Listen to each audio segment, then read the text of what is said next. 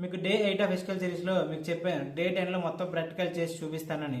So ఇప్పుడు దాకా చేసిన ప్రతి కాన్సెప్ట్ని ఈ ఒక్క ప్రాక్టికల్ రీల్లో ఇంక్లూడ్ చేసి చూపిస్తా. రండి మనం ప్రాక్టికల్ చేద్దాం.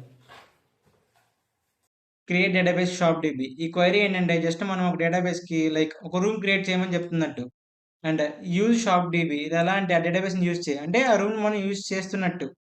ఇప్పుడు మనం ఆ రూమ్లో టేబుల్ క్రియేట్ చేస్తున్నాం. Like create table orders and order IDs ఇవన్నీ కాలమ్స్ అనమాట, కస్టమర్ నేమ్స్ ఇవన్నీ. లైక్ ఇప్పుడు మనం ఒక టేబుల్ క్రియేట్ చేసాం అంటే ఒక రూమ్లో ఒక అలమార్ క్రియేట్ చేసాం అనమాట. ఇప్పుడు అదే అలమార్లోకి మనం సామాన్లు పెట్టాలిగా, లైక్ అలానే డేటాబేస్లో ఉన్న టేబుల్లోకి మనం డేటా ఇన్సర్ట్ చేస్తాం. సో క్వైరీ ఇది insert into orders like values. And ఆ వాల్యూస్ ఏంటంటే మనం ఇవ్వాల్సిన డేటా. సో డేటా అనేది ఇన్సర్ట్ అయిపోయింది.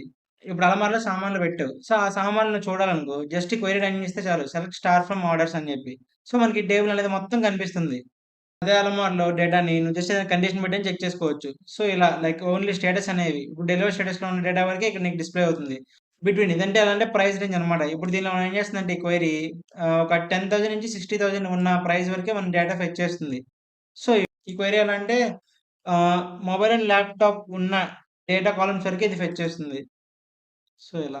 నాట్ ఇన్ ఇది ఎలా అంటే ఇప్పుడు ఇక్కడ ఇచ్చిన కండిషన్ ఏంటి? క్యాన్సిల్ అనమాట. స్టేటస్ అనేది డేటాబేస్‌లో క్యాన్సిల్ స్టేటస్‌లో ఉన్నవి కాకుండా వేరే డేటా మొత్తం ఫెచ్ చేయమని చెప్తున్నాం మనం.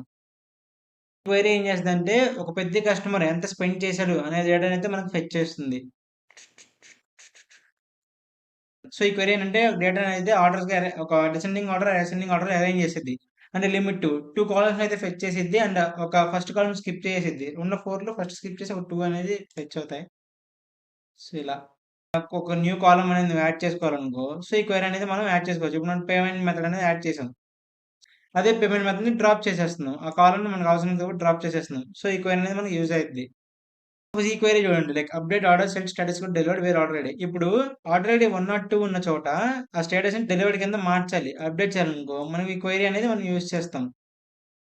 And delete from orders where order ID is equal to 104. And ఇదంటే జస్ట్ 104 అనే ఆర్డర్ ఐడి ఉన్న చోట డిలీట్ చేసేయి ఆ కాలమ్‌ని అని చెప్పి.